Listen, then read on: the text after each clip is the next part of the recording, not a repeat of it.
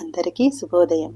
మనం ఈరోజు అమ్మ అనే పదానికే నిర్వచనంగా నిలిచిన అమ్మ శారదాదేవి, శ్రీ రామకృష్ణ పరమహంస గారి భార్య, దివ్యజనని శారదాదేవి, స్త్రీమూర్తులందరికీ ఒక స్త్రీ ఈ సమాజంలో ఎలా ఉన్నతంగా జీవించాలి అనే మార్గాన్ని చూపించారు.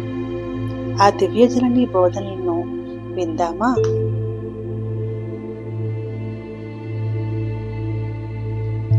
జపం చేయడానికి ప్రత్యేకమైన ప్రయత్నం అక్కరలేదు. ముందుగా బద్ధకం విడి నిర్ణీత సమయాలలో జపధ్యానాలు అనుష్ఠించాలి.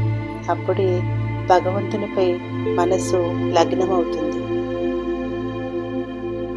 జనులెందుకు వాదించుకుంటారు? ఎంతో తెలివైన వారు కూడా వాదనల ద్వారా భగవంతుని తెలుసుకోలేకపోయారు.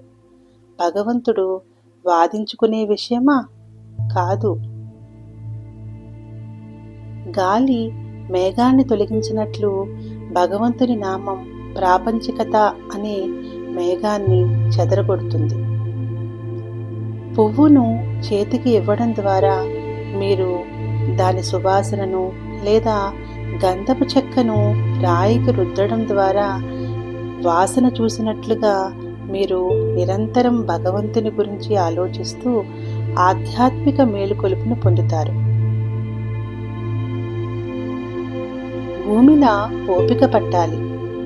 ఆమెపై ఎలాంటి అన్యాయాలు సాగుతున్నాయి, అయినా ఆమె నిశ్శబ్దంగా వాటన్నిటినీ భరిస్తుంది. భయపడకు. మానవ జన్మ బాధలతో కూడుకుని ఉన్నది. మరియు భగవంతుని నామం ధరించి ప్రతి దానిని ఓపికగా భరించాలి.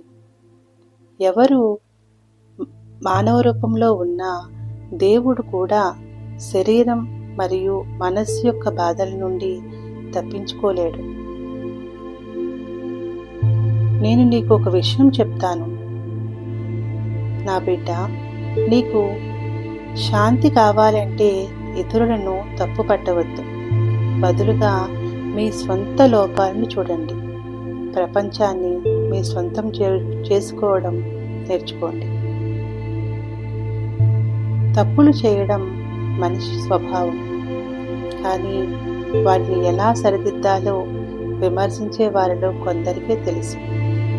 Thank you. Have a blessed day.